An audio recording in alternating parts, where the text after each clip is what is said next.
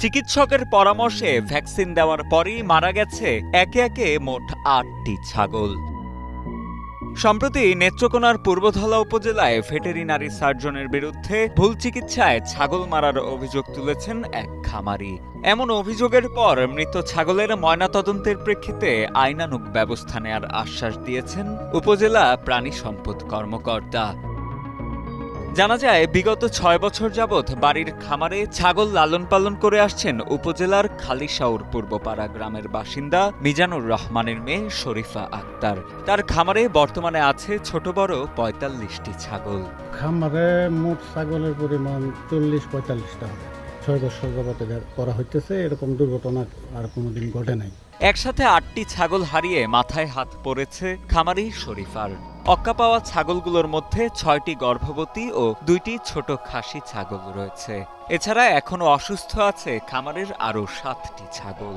এতগুলো ছাগল একসাথে মারা যাওয়ায় প্রায় ৫৫,০০০ টাকার ক্ষতি হয়েছে বলেও দাবি এই খামারির। ডাক্তার যে আইসা পেটিশন করে গেছে, উনার তো কোনো দায়িত্ব কর্তব্য নাই। উনি সরকারি একটা গভর্নমেন্ট সার্ভিস করে, উনি যে দায়িত্ব নাই। উনাকে রাতে এতবার ফোন দেওয়া হয়েছে, উনি ফোনগুলো কাটে কিভাবে? একজন সরকারি লোক, গভর্নমেন্ট তার বেতন দিতেছে, সে একজন খামারিরে সঠিক পরামর্শ দিব, সঠিক একটা দিব। সে এটা না করে এই উল্টাপাল্টা ট্রিটমেন্ট করে। ছাগলও মারা গেল ৫-৭টা, আবার সে ভিজিটও নিয়ে গেল।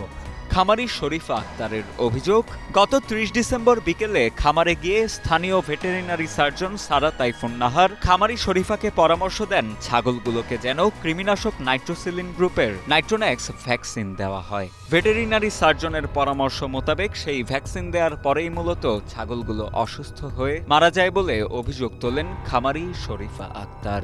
যেটা মেইন সমস্যা ছিল, কৃমির সমস্যা ছিল, তো ওই কৃমির সমস্যাটা দেখানোর পর বলতেছে যে সবগুলাকে এই নাইট্রোজেন এই এরকম করছে। এরকম করার পর কারকিচুনি দিয়ে মারা গেছে। আমি দেওয়ার আগে ম্যাডামকে আমি ২-৩বার ফোন দিয়ে নিছি যে ম্যাডাম আমি ইঞ্জেকশনটা দিতে যাচ্ছি, দিলে কিছু প্রবলেম হবে কিনা, প্রেগনেন্সি আছে তো প্রেগনেন্সি সেফ, কোনো প্রবলেম হবে না, আপনি দিতে পারেন। এ বিষয়ে কথা বলতে অভিযুক্ত উপজেলা ভেটেরিনারি সার্জন সারা তাইফুন নাহারের কার্যালয়ে গেলেও পাওয়া যায়নি তাকে।